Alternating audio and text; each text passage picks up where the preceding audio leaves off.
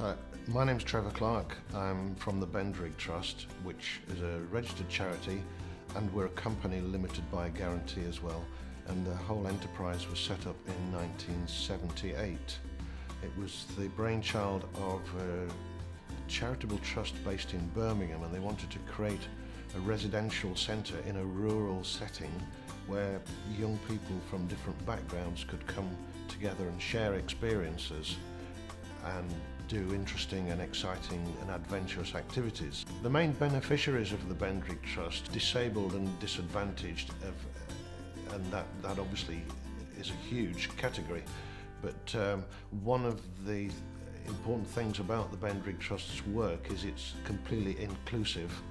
So we see people with physical disabilities, sensory disabilities, learning disabilities, and young people from disadvantaged backgrounds. The Bendrigg Trust is quite expensive to run. At the moment we're employing about 25 members of staff, but we make a charge to all the groups that come and stay with us, which covers probably about 75% of the running costs of the centre. So then on top of that, we have to fundraise to create a balanced budget.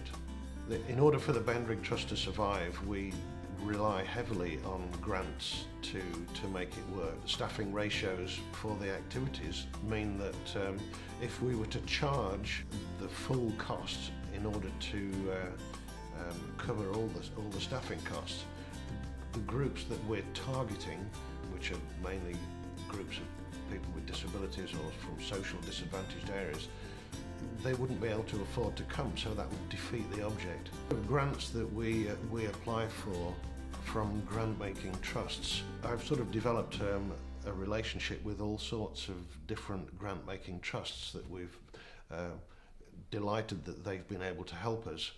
And if you're successful with one grant-making trust because they like the work you do, it's likely that they'll be able to help you with funding in a couple of years' time when you've got another project. Fundraising for the Bendrigg Trust presents a huge set of challenges. You find, for example, that if you write cold to an organisation that's never heard of the Bendrigg Trust, the success rate might be as low as 5%. Writing in that sense to a grant-making trust that have helped us before, there's usually a good maybe 80–85% chance of success.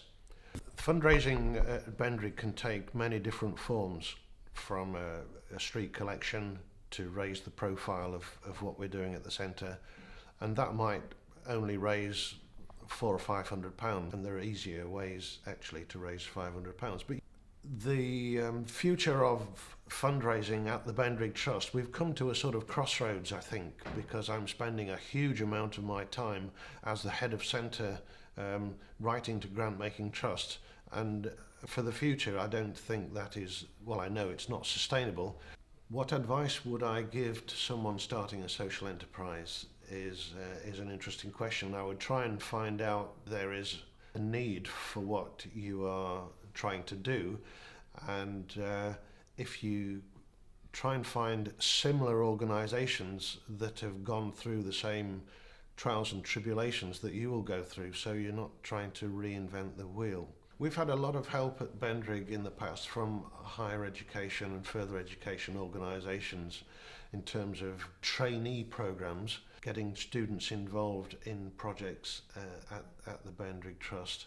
So I think involving students in the work we do, I think the students that come from colleges and universities to work at Bendrigg, they might be our staff and trustees for the future.